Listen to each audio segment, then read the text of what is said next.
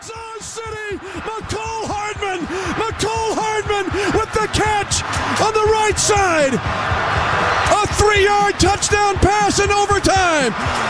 Kansas City wins the game 25-22.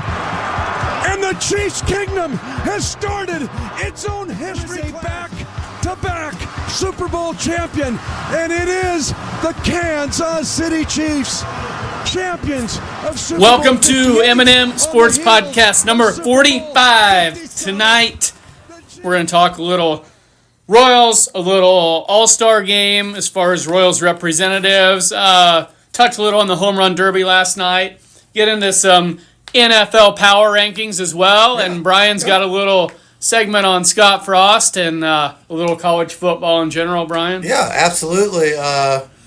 Just kind of going to touch on a little bit of everything tonight, Eric. I do not feel like I would be doing my job if I didn't touch on the Scott Frost debacle from the Big 12 Media Days last week. But I'm going to let you start things off. Okay, Royals coming off a 4-2 homestand going into the All-Star break. They got exactly what they needed against the Pirates, which was a 3-game sweep. Yeah. The Mets, they could have won 2 out of 3. They failed to do so. They salvaged the final game on Sunday. Homestand ends up a 4-2 homestand. That puts them at 47-50 at the All-Star break. 3 games under 500. 24-26 at home record. 23-24 road record, and 4.5 games behind Seattle at this current time for that last playoff spot, Brian. Yeah, I mean, the positive, Eric, they were 7-3 in their last 10 games leading up to the All-Star break. Yes, we should have taken 2 out of 3 against the Mets. I believe it was game 2 that got away late from us. In fact, I had quit even following that game because I thought it was a win. Mm-hmm. And then all of a sudden I click back over and what the heck just happened here? But I mean, I do think they're trending in the right direction right now. Sure. That Mets series, we'll just jump into that real quick. Yep. Pittsburgh, like I said, they took care of business. Yeah. Won a couple close games, which was great. Swept that series, which they really needed against a Pirates team that is not good this year. Yeah, you got to win those games. Right. Yes. Against the Mets, that series started very ominously to begin with. Jonathan India gets on base right away with the hit to open the game. Okay, he ends up over at third base. Bobby Witt Jr. is at second. There was a wild throw, I believe, if I remember correctly, and the third baseman steps on Jonathan India's hand. He is in pain and is focusing on the hand as opposed to trying to make his way to home plate to score a run. Your thoughts on that? People were a little upset. I can see both sides of it. His leg still worked. Yeah. His hand was pretty dinged after getting cleated, but his leg still worked. Some Royals fans thought he should have been able to put that pain aside since it did not end up with him exiting the game. That was their point. I mean, I do agree with that. Everybody handles pain differently. That's the perfect way to put it. What I can handle, you might not be able to, and vice versa. So I don't want to judge somebody necessarily on that. But yeah, if he were to come out of the game, then it gives it a little more credence to, okay, this guy was really hurt. Right. I get it, but the fact that he did, I don't know. I like to think that I would have tried to continue on and then get to the dugout and receive the medical attention. Sure, it cost him 2 runs. Bobby Witt Jr. was going to come around from second, but he couldn't do that because India was bogged down at third base, focused on that hand. Like I said, an ominous way to start that series. Yeah. Whether a person is mad about it or sees India's side, the bottom line is it stinks that his hand got stepped on. It cost him a couple runs. Absolutely. That being said, that game they were 0 for 8 with runners in scoring position. You know, some of the same stuff they've been struggling with. So the blame needs to be put on the Royals themselves, but that was a bad break to start that 3-game series right off the bat for sure. Yeah, I think when things start off that way, and you almost start questioning yourselves. We've talked about that. What's going to happen next? Sure. What negative thing can happen to us instead of looking at things through the positive perspective, you're opening yourself up. You're letting that doubt creep in, and doubt's never good as an athlete. Right. Yeah. I mean, after they lose that game, then I think doubt definitely creeps in. Sure, Royals fans sure. are thinking, oh, great, you Yep. know, now we just want to avoid probably getting swept. Yeah, yeah. I mean, against a really good Mets team. Yeah. When you think, you know, you could have jumped out to a lead to start and you waste that opportunity. They go on to lose that game 8-3, lose the next day 3-1. Same type of deal where they couldn't get any hits with runners in scoring position, and then they salvage that game Sunday. It was a pretty big win. 3-2, they walk it off in the ninth inning. Lofton walk-off hit to win it. Yeah, big hit. To Yeah. salvage Yep. that final game. So instead of being 46-51, they're 47-50 in a 4-2 homestand as opposed to a 3-3 homestand. And you're going into a few days off, and it's always easier going into that break knowing you won that final game Right. rather than having. Had they lost it, they would have been swept, and that would have been a hard pill to swallow heading into the All-Star break. I mean, Sure.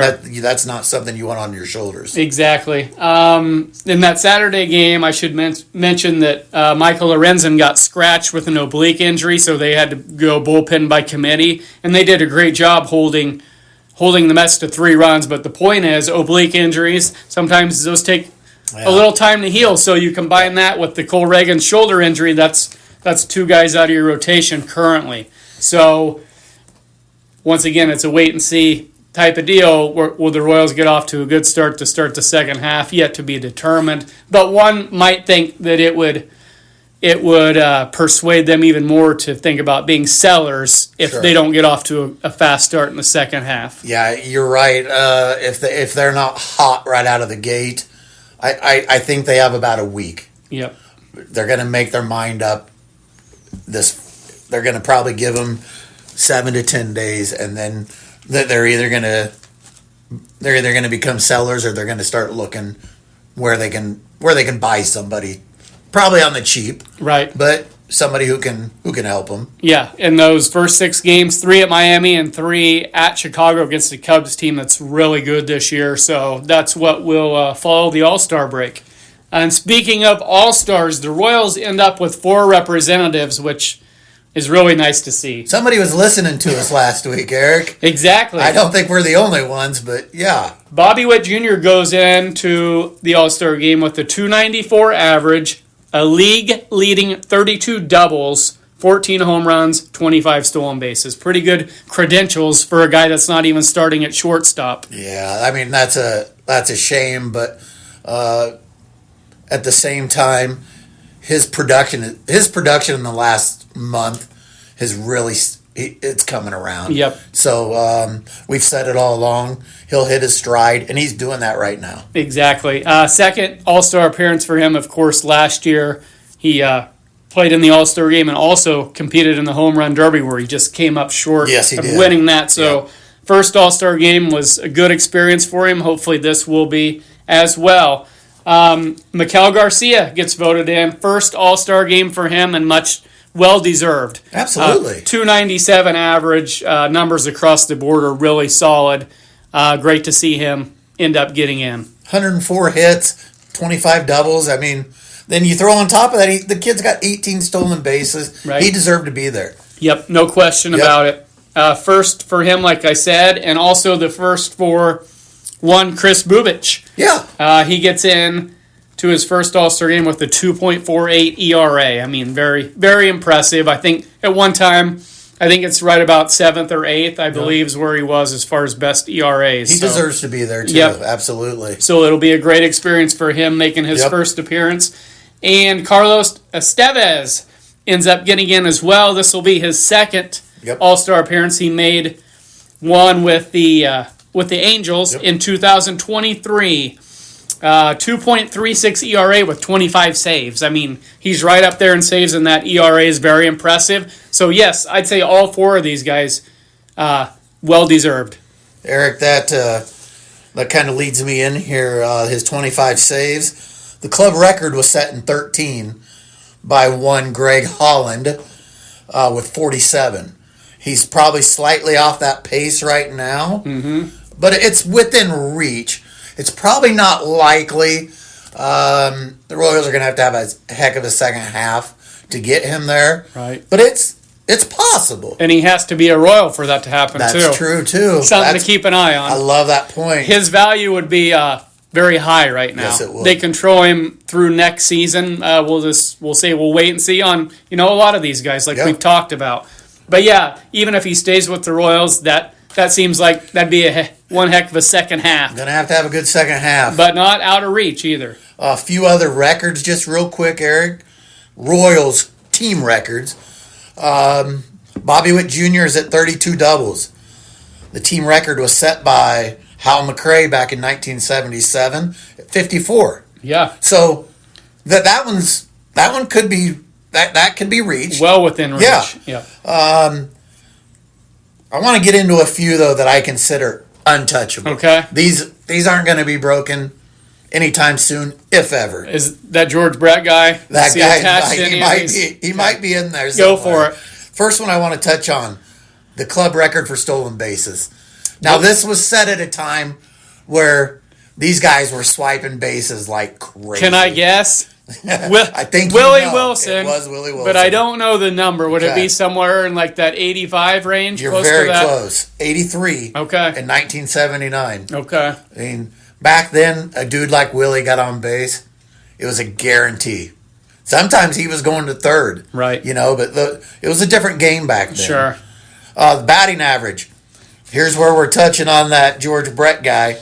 This one will never be touched. He batted .390 in 1980. Yeah.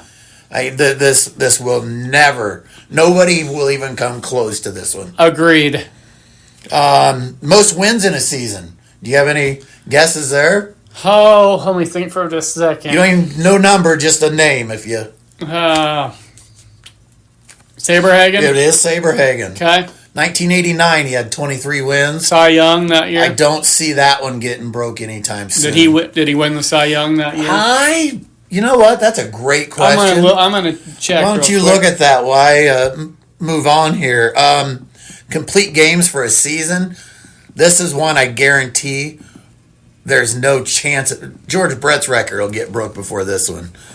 Dennis Leonard had 21 complete games in 1977. Okay. In 1 year.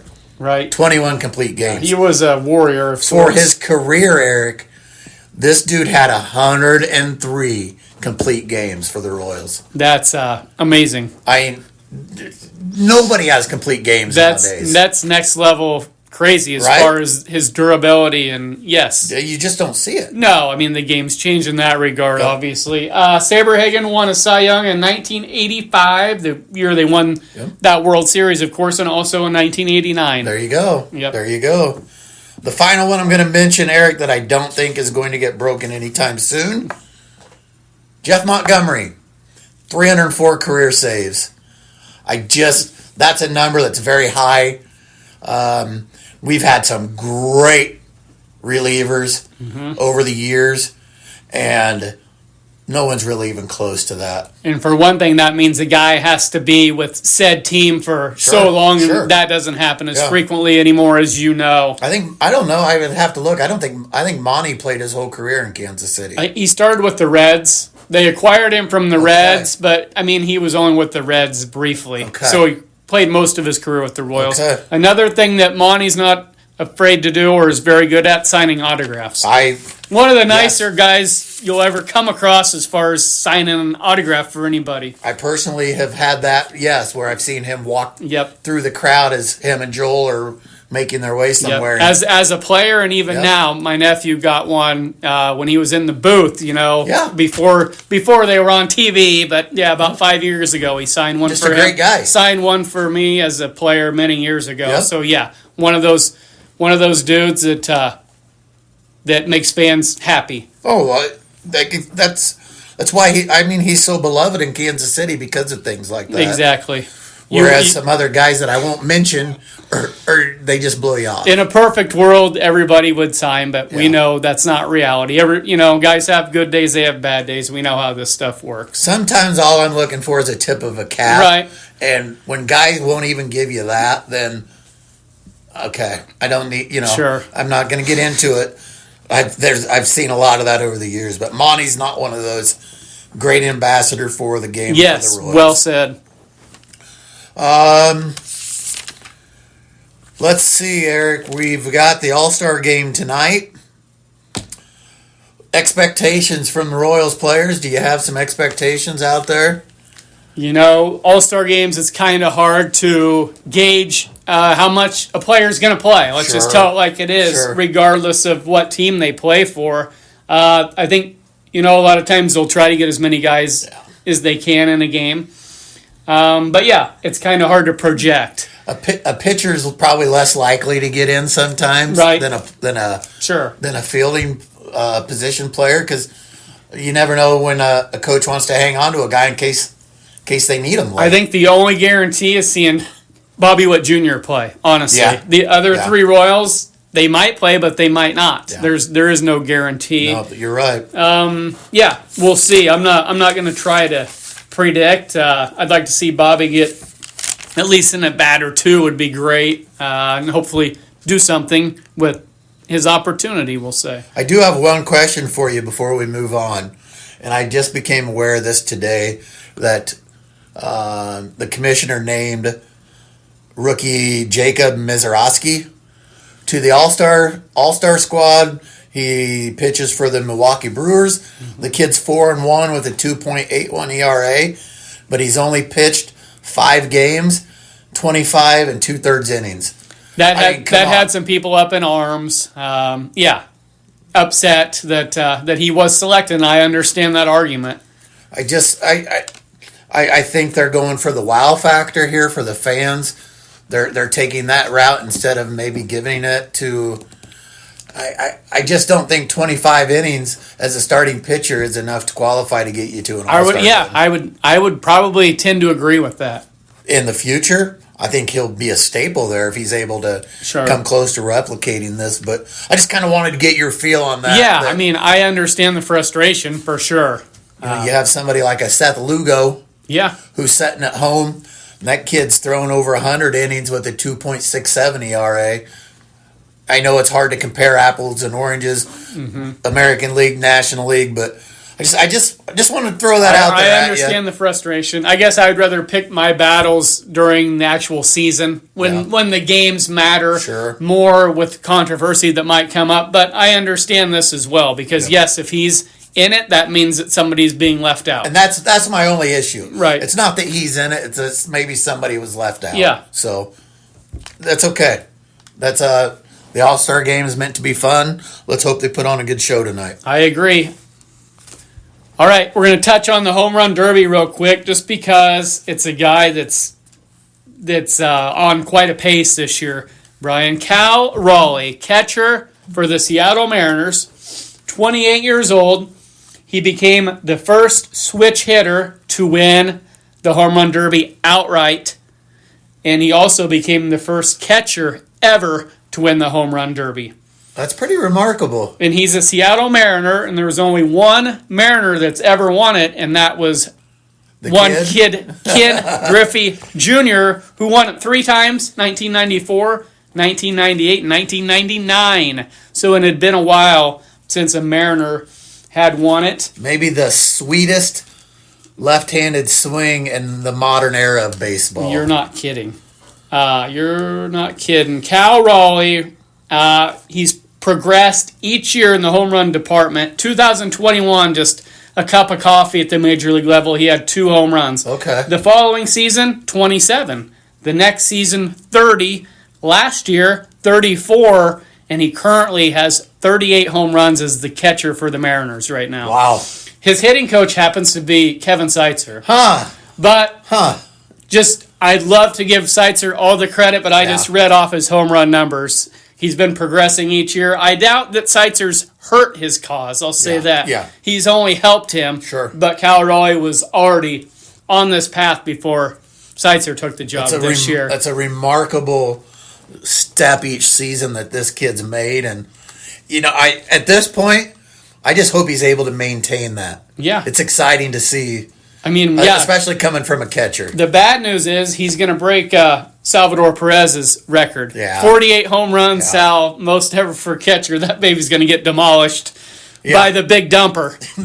What a nickname. What a great nickname. Anyway, yeah, I was kind of happy to see him win. Yeah. Mariners, they've never won a World Series or anything. Give their fans something to be happy about. Absolutely. I was fine with that. Absolutely. We all need something to cheer about for our team. So that's great for that fan base. Yeah, he'll be fun to follow. Like I said, 38 home runs at the freaking All-Star break for a catcher is unbelievable. Let's just hope there's not some freak injury or something that knocks him out of that. I'd like to see what he's capable of doing in the second half. Right. I'd like the Royals to pass Seattle and get that wild card, and Cal Raleigh can hit 80 home runs for all I care. I'll take it. How about that? Everybody wins. I'll take that. Eric, we touched on this just real slightly last week because it was almost happening in real time as we were recording. But I've had a lot of people reach out to me over the last 7 days, and they've said, I can't wait to hear you discuss the Scott Frost debacle that happened last week at the Big Ten Media Days. Right. I'm going to give my 2 cents, Brian, before you get going here. You go right for it. I will always appreciate what Scott Frost accomplished as a player at Nebraska, helping them to win a national title. But at the same time, yes, I was very disappointed in his lack of success as the head coach at the University of Nebraska. I mean, that's I'm sure the same feelings a lot of people have, but I don't think that his tenure as coach should take away from what he accomplished as a player. But that's just me, and I'll let you roll from there. I appreciate your take. The fact that he chose Stanford over Nebraska to begin his career. Yep. I didn't care that he ever came back. Sure. So, yep. Because, and I understand that. Yep. He did come back and help him win a title, though. But I get what you're saying. Yep. He chose to go the Stanford/Bill Walsh direction back then. It ended up back here. His last game ended up as a win over Tennessee. But yes, I get why some people feel that way for sure. For me, this buffoon from Wood River, Nebraska, he just can't keep his mouth shut. He was highly unsuccessful at Nebraska, 16-31, Eric. He would have had to win 15 consecutive games to get to 500, which, dating back to Bob Devaney, we've never had a head coach finish worse than 500. Right. That includes Mike Riley, who was 19-19. Nice, Mike.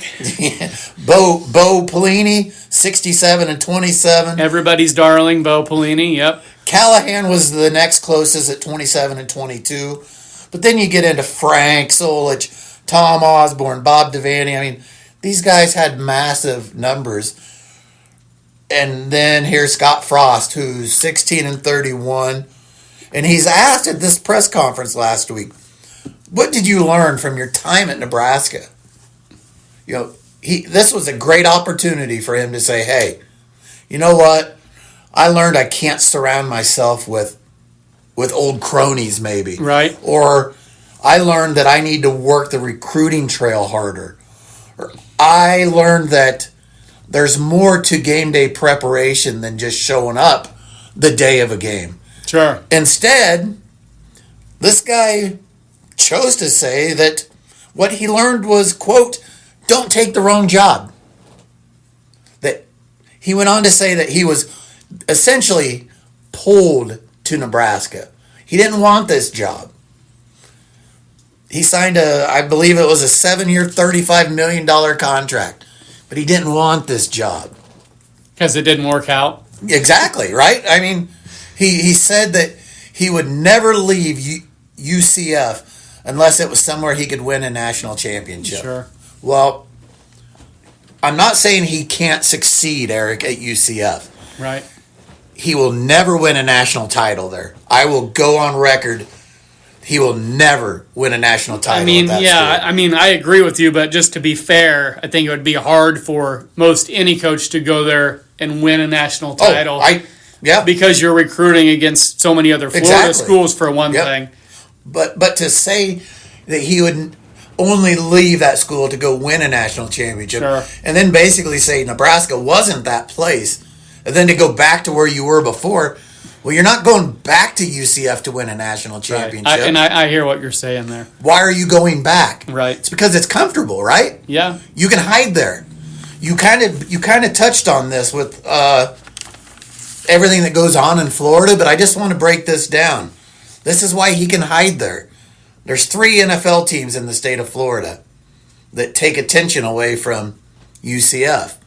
There's 2 NBA teams, 2 MLB teams, and there is 10 Division I football teams. Yeah, they got a lot going on there. So he can hide.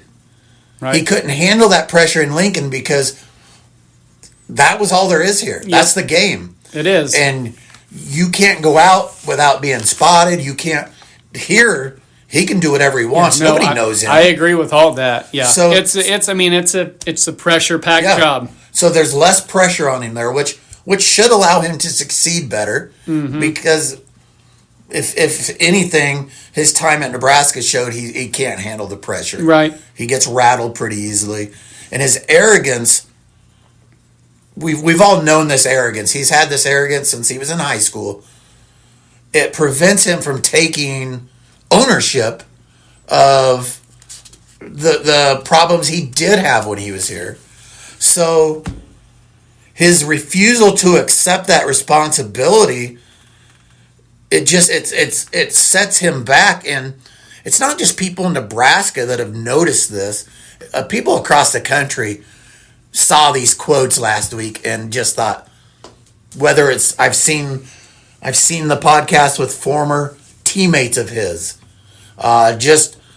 former players at Nebraska in general, who, while they said it upset them, they weren't surprised by these comments. Right. They know the type of guy he was, and I don't think he ever. After that first season or so where the mediocrity set in, we kind of talked about this earlier. Maybe the want-to wasn't there like it was when he first took the job. Sure. Yeah. I think he got demoralized the further he went along. I think he realized that it was a little harder than what he thought it was going to be. Yep, I'll roll with that. But I'm going to say now, though, our fan base is like no other. They're going to support you if you give them a reason to support you. Exactly. The facilities that we have, he can't blame that. Mm-hmm. Our facilities are top notch. Our boosters do a pretty good job of backing the program. So, no matter what he wants to say at the end of the day, he can blame all these outside sources. But at some point, he needs to be able to take that responsibility if he's ever going to move on. Right. No, I think Central Florida is a much better fit for him. I do too. I think he'll probably do okay there. Yeah. I think the pressure to win won't be nearly as high. Exactly. The pressure with the media, he's already said that's easier. Mm-hmm. So we'll see what happens. I do believe he can be successful there. Like I said, national championship talk, I just don't think that's ever going to happen at that school. But now, I will say in this day and age, there is a chance that a school like Central Florida or somebody similar to them could, because of the new format. Sure. Whereas when obviously it was just 4 teams, it was borderline impossible. Yes. Now that it's expanded, a team gets in there, a Central Florida, or we'll say a Boise State or somebody like that. Maybe they have a run in them some year. And it's possible. Right. But then a lot of times they're going to be playing 3 or 4 games in a row against probably better opponents than they're used to seeing. Right. But it does give them that possibility. It just went from borderline impossible to at least possible. It gives them a fighting chance at least. But we'll see what happens. Again, I'll close this out. I know I've been on this guy for damn near 30 years now, since he chose Stanford over Nebraska way back out of high school. But I'm just going to be perfectly honest. I hope he does not succeed. He gives me no reason to root for him. that's where I'm at. He has never given me a reason to root for him. I'll be definitely be curious to see how he does for sure. Be something to follow as It far will. as former Huskers at a different place, or for him second time, Right. second time around. Exactly. We'll see if if he's as successful second time around. How's Yep. that? All right, NFL power rankings. We reserve the right to change our opinion because it is just July 15th. But we want to mix some NFL in, so this is the route we're going to go today. Heck yeah. Number one, pretty obvious, the first couple here. I got the Eagles number one, Brian. I mean, what's not to like? They're bringing back the core of their team. Jalen Hurts, Saquon Barkley, A.J. Brown, Dallas Goedert tied in. Watch out for him this year. He'll get more targets based on those three guys I just named, and teams trying to focus on them. Yeah, until somebody shows me a reason why the reigning Super Bowl champion shouldn't be ranked number one, I've got to go with you. I can't. At this point, there's no reason for me not to believe that they are just as good as they were a season ago. Right. And for Husker fans, center Cam Jurgens anchors that offensive line that did a fantastic job last year. Absolutely. And right now, Ty Robinson is currently second on the depth chart at left exciting. defensive end. So Husker fans, couple of Huskers there to try and help out the world champion Philadelphia Eagles this year. Always a reason to root for a team when you have a Husker or more on a roster. Just it gives you a reason to follow them. Exactly. Number two, also not much of a surprise. That would be the other team that played in the Super Bowl last year, the Kansas City Chiefs. They've really attempted to upgrade their offensive line, Brian, like we knew they were going to try to do. Today, big signing, Trey Smith, right guard, 4 years, $94 million with $70 million guaranteed. $70 million guaranteed. Show me the money, and that's what they did. And this guy, I mean, he went to the Pro Bowl last year for the first time. You know, you're not talking about a guy who's, I mean, he's been solid for him. I think he's played or started in 80 of 81 games since he was drafted. But, I mean, this is a record amount of money he's getting. The Chiefs know they needed to do this. Right. They needed to protect Mahomes, and they've done that this offseason. A two-time Super Bowl champion. That's a big signing today to go along with the signing of Jalen Moore, left tackle, who's going to be competing with Josh Simmons, their first-round pick out of Ohio State, left tackle as well. Yep. They traded Joe Tooney earlier this year, and they got a couple other guys competing at left guard. So the Chiefs have really made a concerted effort to upgrade that offensive line. You got to get better in the trenches. Right. They've got other guys at skill positions. This is what they needed to address, and they've done that. And Pacheco was hurt last year. Yeah. He's coming back healthy. They got Rashee Rice coming back at receiver. Now this, I was reading a little today. His trial is due to start in January of 2026. That's what I read. So if the Chiefs are in playoff contention, which one would guess they would be, or in the playoffs, that'll be something interesting to follow. Sure. Just keep an eye on it. Right. Absolutely. But he's starting the season healthy, so that'll be a nice addition. They lost him, Hollywood Brown, and Pacheco last year, and they still made the Super Bowl. Yeah. So I'd say watch out.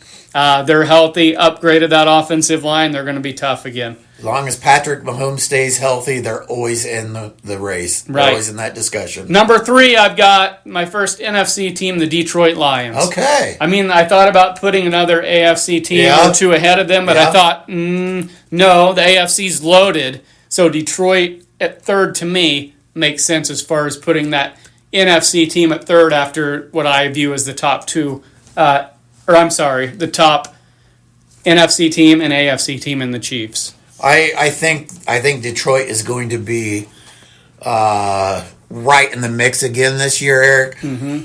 I would put Buffalo in this position. Okay. Though. I feel like this is Buffalo's year. I like Detroit's head coach better. Yeah. So we'll see what happens. Right. I think a lot of these teams are going to be kind of interchangeable. Yeah. They're all great teams. But, I'm going to go with Buffalo in the third hole. Okay. Jared Goff, Gibbs, Jamison Williams, Sam Laporta. That's a lot of weapons right there. And this is something to keep an eye on. Aiden Hutchison. Yep. Lost early last year for the Lions. Defensive end. He's back this year. That'll be a nice addition.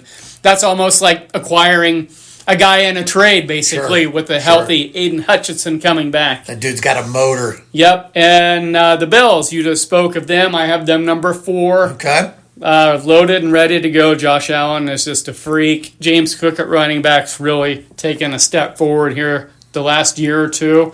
Receiver, second-year kid, Keon Coleman out of Florida State, 6'4", 215 pounds. Watch out for this kid. Yeah. After a rookie season, which I'm sure there were some growing pains like there is a lot of times. The size and ability is there. They also acquired Josh Palmer from the Chargers. So keep an eye on Josh Allen and the Buffalo Bills.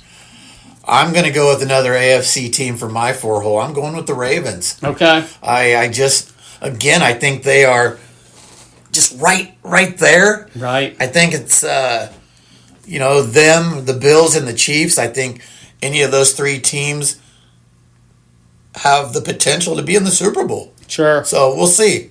Next, I took a little bit of a gamble here and put the Chargers at Ooh. 5th. Yep. I'm big on Jim Harbaugh. You like Jim Harbaugh. I know that. Yes. And they drafted Omari and Hampton running back to go along with acquiring Najee Harris from Pittsburgh. So 2 backs that Harbaugh's going to rely on a lot to go along with the defense. It was really good last year. Joey Bosa, if he has a solid season, that's going to help them a lot. Justin Herbert had just a solid season last year. Yeah, if they're going to be tough to beat. Harbaugh will have them ready. Nobody's going to out prep that dude. If they can run the ball effectively, Herbert doesn't have to do anything crazy. Right. He just has to be productive, efficient. Do his part. Yeah. And not have 4 picks like he did in that playoff game against Houston, which was the main reason they lost. He just happened to have his worst game of the year at the wrong time. It happens. Yep. My final spot, that 5-hole, Eric, I'm going to go with the Lions here. Okay. So I have 2 NFC teams and 3 AFC teams in the top 5. Again, Detroit put together a great season last year. You already brought up Aiden Hutchinson. If that dude is healthy, he is as good as anyone in the NFL on that defensive line. So, I'm going to go with the Lions there in the 5 spot. Okay. 6, I've got the other Harbaugh. That would be John. Listen to this record. Just 2 losing seasons at Baltimore. He's been there since 2008. 172 wins, 104 losses, 13-11 postseason record with 1 Super Bowl win in 2012 over his brother Jim Harbaugh when he coached the Niners. So a pretty solid resume for one John Harbaugh to go along with the freak show talent that is Lamar Jackson. Yeah. They like to do it in similar fashion to his brother as far as running the ball, playing good defense. I still think they rely too much on Lamar, but that's just kind of how they roll. No, you're right. They do. They rely heavily on that dude. That's probably why I have them at 6th, honestly. I didn't think they upgraded their offense like I thought they might as far as going out and maybe getting a big play. Receiver, that's just not them. It's not. They're committee over individual. I just think at some point you need to take a shot on a stud receiver. I feel going back for even before Harbaugh's time there, they were that way. Right. They were a win by committee, not an individual type of squad. And I don't know. I do agree with you. They needed to upgrade there, and they failed to. Competing in a loaded AFC, I think this would be the time to take a chance on a big playmaker. Yeah.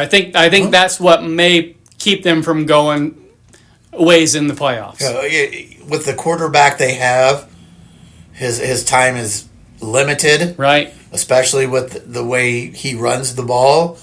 So if you don't surround him now, when will you? Right. You don't want to get to a point where it's too late. Exactly. Number 7, I've got another AFC team, the Bengals. Okay. High octane offense. Zach Taylor does a pretty good job as head coach. He's got a 5-2 postseason record.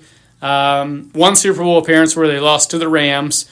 Joe Burrow and a loaded offense. If their defense it doesn't have to be great. If it's just adequate, Bengals are going to be tough. Yeah, we've seen what Burrow can do back there if he has time to throw the ball. They have some pretty explosive receivers. Jamar Chase, obviously, we've talked about him. T. Higgins is a pretty damn good secondary receiver, and their running game's going to be solid again, too, I think. So if their defense doesn't absolutely kill them, they're going to be right there in the mix. Yes, they are. I agree.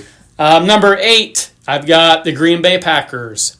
Listen to these guys they drafted, Brian, that could be really impactful rookies. 2 receivers, 1 in the first round. That would be Matthew Golden, who played for Houston and most recently for the Texas Longhorns. He's a scatty receiver, 6 feet tall, 191. He was, like I said, their first-round pick.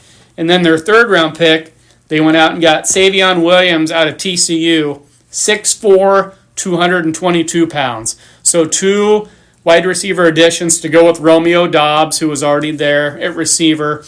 And you combine that with Jordan Love and Josh Jacobs at running back. That's not a bad offensive look. No. Offensive line, if it's as good as it was last year, I think the Packers can make some noise. They could this make. year. You took the words out of my mouth. I was gonna say that phrase exactly. That they could make some noise this year. Yeah, I liked those. I liked taking 2 shots at a receivers. Yeah. Maybe if you could hit on at least one of those dudes this year, and sometimes guys don't figure it out right away.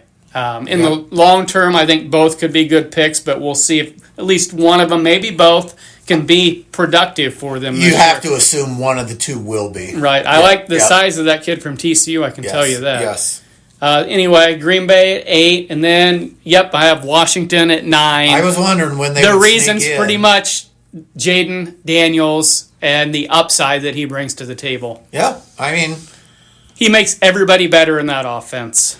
he gives them a chance every game they play. Right. And that's you got to go into a game knowing that you at least have the opportunity to win, and he gives them that opportunity. Now, he can't do it himself. Defense is going to have to do their part. Offensive line and other playmakers, but man, sky's the limit for this kid. Yeah, you look at what he did last year, and barring something crazy, he can only get better. Now, here's one thing I'll say. Washington won't catch anybody off guard or by surprise this year. Every team will be prepared for them and him. Last year they might have caught some teams off guard because they've been down for so long as an organization. They're not going to sneak up on anybody this year. No, you're right. They're going to be ready for him, but I think his talent, he's going to be capable of leading them to a lot of wins this year. And number 10 is my long shot of all these. I'll go back through the odds real quick, close things out here. I've got the Denver Broncos 10 on my power rankings.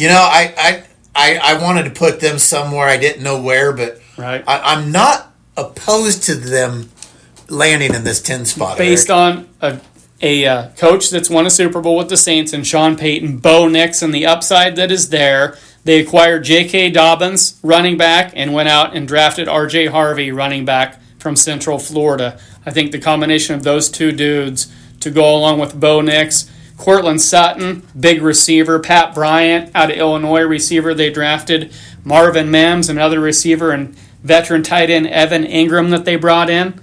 I think their offense is going to be even better than it was last year. And Denver they had the number 3 scoring defense in the league last year. Right. So we know their defense can play. You bring all these guys into the mix on offense, they're going to be tough. That division is going to be crazy. It's going to be fun. We've talked about that. It's going to be fun. Okay, let me go back through here. Eagles currently 6-1. Kansas City 6-1. Okay. Those are your favorites to win the Super Bowl. My number 3 was Detroit. They're 9-1. Buffalo is 7-1. Chargers 22-1. Baltimore 6.5-1. Bengals 16-1. Packers 20-1, Washington 16-1, and the Denver Broncos are at 40-1 to win the Super Bowl. That's what the experts are telling us current odds are on these teams. So when we get closer to the season, we'll broach that topic again and see where we stand. Absolutely. It'll be fun maybe even at the midpoint of that season, Eric, to go back and just see where these teams are. Right. Because, you said it. We've reserved the right to change our opinion as the season goes on. Yeah. And it's early, but you got to have expectations. Sure. So this gives us some expectations of what we believe is going to happen. And 6-8 weeks into the season, we can kind of revisit this and just see. You bet. See where we align with what's really going on. Right. The football seasons are just around the corner. We're going to have some volleyball talk coming up. We're not going to be far off of that. We expect great things from our Husker volleyball program. New coach at the helm, Danny Busboom Kelly up there, going to do great things for that program. So we'll get a little deeper into that here in the next couple of weeks, Eric. But for tonight, this is all I've got to go on. Right. We'll see how the Royals players do in the All-Star game tonight. Absolutely. As always, we want to thank our listeners. We appreciate you guys going along on this ride with us each and every week. I do believe we are going to be out of town next week. We're not going to line up. So you will get a week off of having to listen to us. But we will be back in 2 weeks. Yep. Hopefully with good news on the Royals front. Maybe something to do with the Huskers. And, I'd like to try to touch on some volleyball at that point. So thanks for listening. Hit that like and subscribe button and keep tuning in. Yep. Thank you.